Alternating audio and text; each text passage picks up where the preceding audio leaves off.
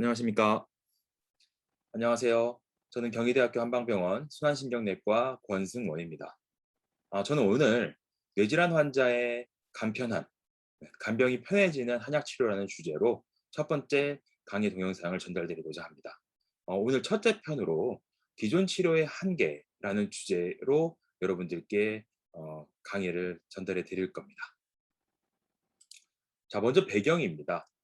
우리 뇌질환 환자들은 그렇지 않으면 참 좋겠는데 많은 환자분들이 선망이나 정신행동 이상을 보이는 경우가 있게 되고요.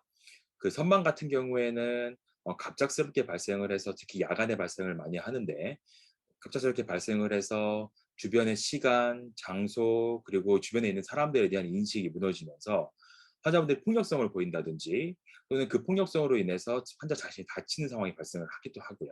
어떤 치매 환자분들 같은 경우는 BPSD라 불리는 정신행동 이상으로 인해서 가족들과의 관계까지 다 무너져 버리게 됩니다.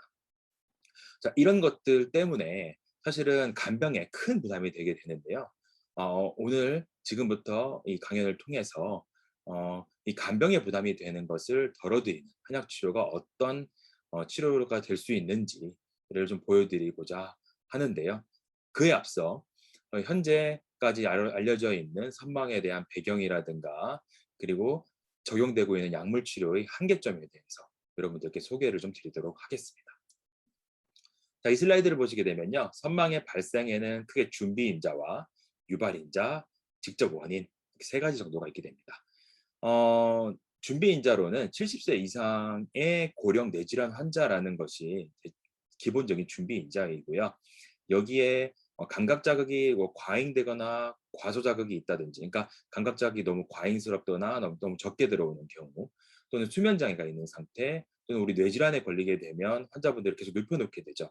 그래서 그런 강제적 안정 과상 상태, 또는 중환자실 같은 곳에 가면 환자분들을 보호하기 위해서 환자분들을 묶어놓는 경우가 있습니다. 자, 그런 신체 구속 상태가 유발인자가 되고요.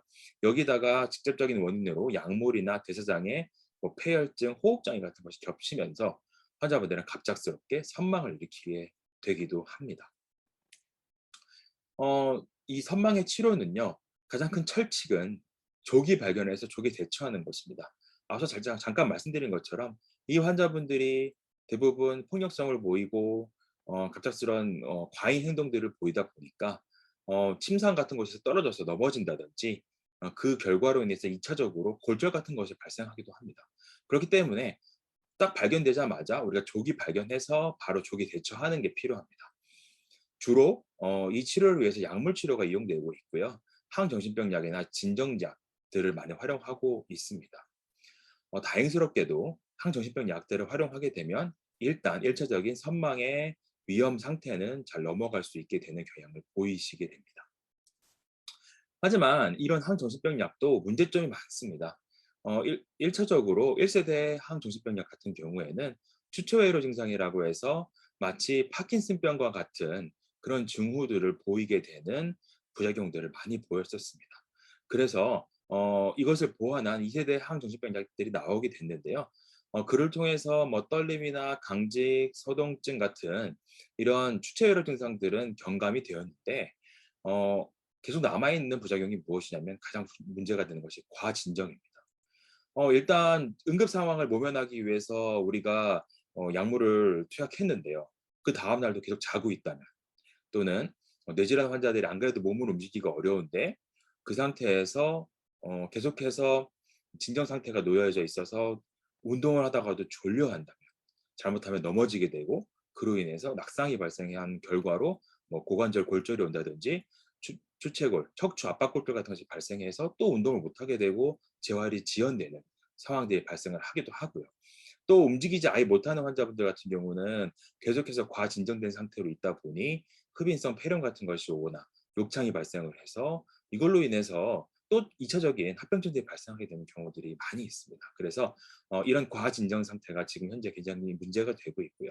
또한 뇌질환으로 인해서 안 그래도 인지 기능이 떨어져 있는 상태인데 이 인지 기능 장애를 더 가속화시키는, 왜 그러냐면 어 항정신병 약이 들어가면서 진정이 되다 보니까 환자분들이 주의 집중력이 떨어지게 되거든요. 그 결과로 인지 기능 장애가 더욱 악화되는 그런 부작용들이 있을 수가 있습니다. 이 외에도 뭐 당뇨병이라든가 체중 증가 같은 것이 오면서 추후 고령 환자분들의 어떤 예후에서 장기적 예후에서 악영향을 미치게 되게 되는데요. 이렇다 보니까 1 차적으로는 우리가 항정신경약을 활용하지만 장기적 사용에 있어서는 아무래도 부담이 되는 것이 현실입니다. 그래서 많은 선진국에서도 사실은 이제 고령 환자들에게 아주 이렇게 루틴으로 일상적으로 항정신경약을 사용하는 것에 대해서는 "웬만하면 피하라."라고 권고는 하고 있습니다만 일상 임상 현장에서 앞서 말씀드린 것처럼 선망이나 정신행동 이상이 오게 되면 간병하시는 분도 힘들고 그로 인해 발생할 수 있는 사고들도 많이 발생을 하게 되기 때문에 우리가 어쩔 수 없이 항정신경약을 계속 쓰고 있습니다. 자, 그렇다면 여기에 대한 대안은 무엇일까요? 자, 그에 대한 내용들을 다음 동영상을 통해서 지속적으로 말씀드리도록 하겠습니다.